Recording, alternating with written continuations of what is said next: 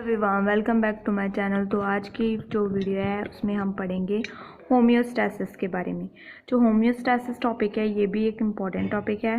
Important तो ये है ही है, साथ ही साथ में आप एक बार इसे रीड कर लीजिए ताकि आपको थोड़ा इजी हो जाए आगे की प्रेपरेशंस में।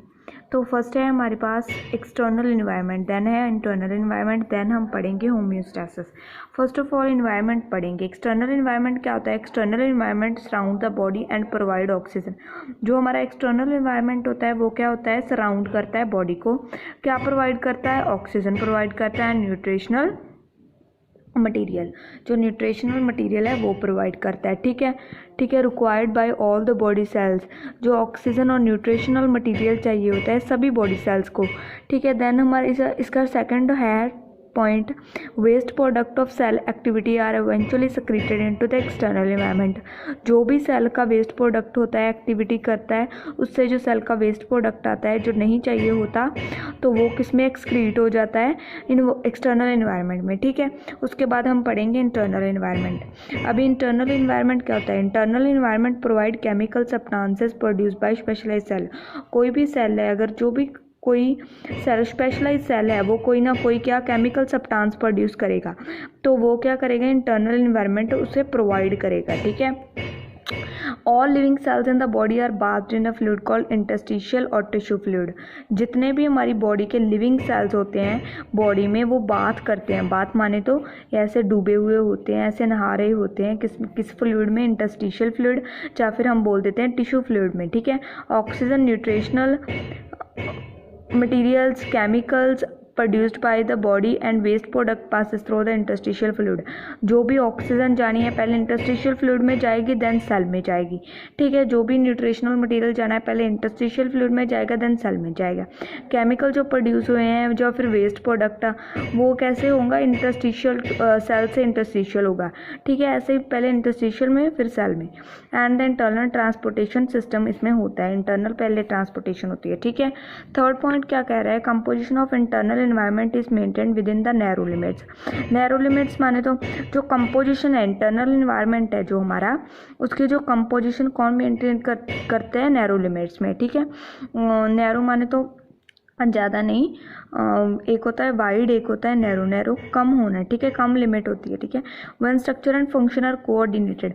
कोऑर्डिनेटेड माने तो जो स्ट्रक्चर एंड फंक्शन दोनों ही कोऑर्डिनेटेड। कोऑर्डिनेटेड माने तो अच्छे से फंक्शन कर रहे हैं। The body achieve relative stability. तो बॉडी में क्या आ जाती है? रिलेटिव स्टेबिलिटी आ जाती है ऑफ इट्स इंटरनल एनवायरनमेंट। उसका जो इंटरनल एनवायरनमेंट बॉडी का बॉडी का अंदरला एनवायरनमेंट है उसमें स्टेबिलिटी आ जाती है, जिसे हम होम्योस्टैसिस बोलते हैं। ठीक है, अभी ये वर्ड है होम्योस्टैसिस, इसमें हमने दो में डिवाइड किया है, homeo and stasis.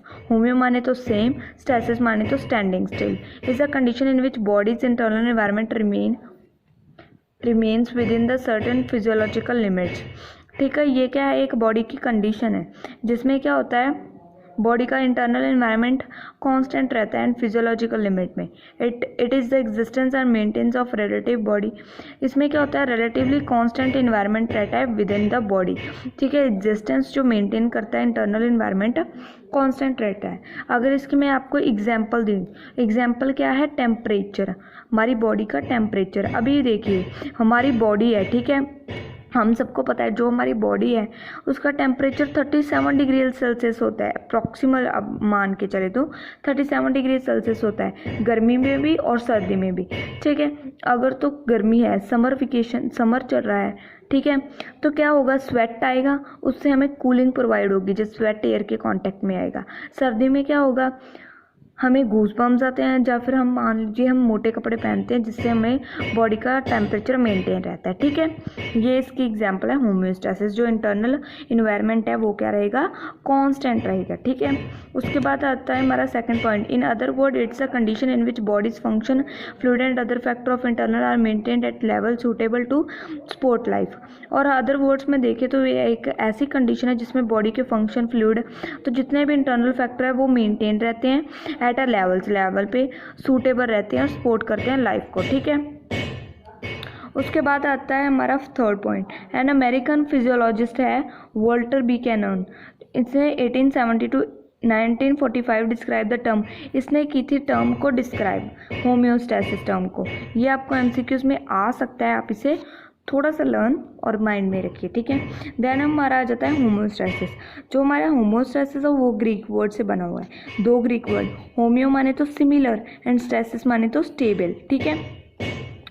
Literally homeostasis term means the unchanging, जो कभी भी चेंज ना हो, स्टेबल हो, ठीक है। But it's practice describe the dynamic, ये क्या होती है, डायनेमिक।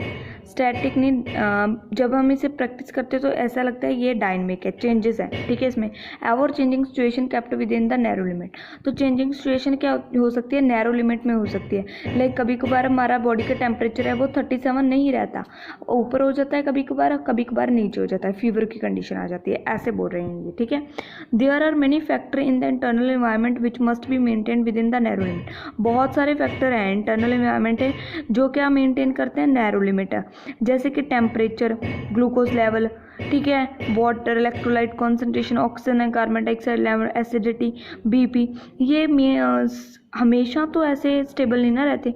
नैरो लिमिट है इसकी, नैरो लिमिट माने तो कभी कभार तो चेंज हो ही जाते हैं। An organism is said to be homeostasis when its internal environment, जब उसका इंटरनल एनवायरनमेंट मेंटेन रहे तो वो पर्सन को हम होमोस्टैसिस बोलते हैं, ऑर्गेनिज्म को। फिफ्थ पॉइंट के अंदर ही हमारा ये ये आते हैं पॉइंट्स। ये इसमें क्या होता है, कॉन्सेंट्रेशन है जो गैसेस की, न्यूट्रिएंट्स की, आयंस की, वाटर की, वो ऑप्टिमम रहती है, ऑप्टिमली टेम्परेचर रहता है, optimal volume for the health of the cell, ठीक है। देन 6 पॉइंट है role of ECF in homeostasis. ECF माने तो एक्स्ट्रा सेलुलर फ्लूइड, जो एक्स्ट्रा सेलुलर फ्लूइड का क्या रोल है होम्योस्टैसिस में। For a body to remain healthy, अगर हमने बॉडी को हेल्थी रखना है, chemical balance must be carefully maintain, तो हमें केमिकल बैलेंस मेंटेन करके चलना होगा, inside and outside the cell. Inside भी केमिकल बैलेंस होना चाहिए एंड आउटसाइड द सेल भी केमिकल बैलेंस होना चाहिए, ठीक है, बॉडी तभी हेल्थी रहेगी। टू अचीव दिस बैलेंस, अगर हमने ये बैलेंस को अचीव करना है, ठीक है, the composition of extra cellular fluid outside the cell that surround and bath them, ठीक है, जिसमें सेल बात करता है और जो fluid outside the cell present होता है, मस्ट रिमेन फेयरली कांस्टेंट रहता है, ठीक है।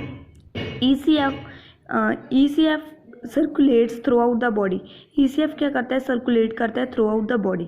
Many material are passed into and out of the cell by the way ECF, thus the fluid is instrumental in helping the body's system to maintain optimal temperature and pressure, ठीक है। जो ECF है वो circulate होता है throughout the body, आपको पता है सारी बॉडी में ही सेल्स होते हैं, बाहर जो फ्लूइड उसे ECF बोलते हैं, ठीक है। Many material parts into and outside of the cell by way ECF, ठीक है। दिस फ्लूइड इज इंस्ट्रूमेंटल, ये जो फ्लूइड है वो क्या है, instrumental, helping the body system to maintain optimal, यही फ्लूइड है जो क्या करता है, ऑप्टिमल टेम्परेचर को मेंटेन करता है, प्रेशर लेवल को, as well as proper balance of acid and base के प्रॉपर लेवल को मेंटेन करके रखते हैं, ऑक्सीजन को, कार्बन डाइऑक्साइड को, H2O की कॉन्सेंट्रेशन को, न्यूट्रिएंट को, एंड जो भी केमिकल्स पाए जाते हैं ब्लड में, ठीक है, उनको। देन हमारा आता है टॉपिक होम्योस्टैसिस रेगुलेशन, जो कि हम अगली वीडियो में पढ़ेंगे। तो आज हमने ये होम्योस्टैसिस ही पढ़ी है। Till then bye bye, I will see in another video with another topic that is homeostasis regulation.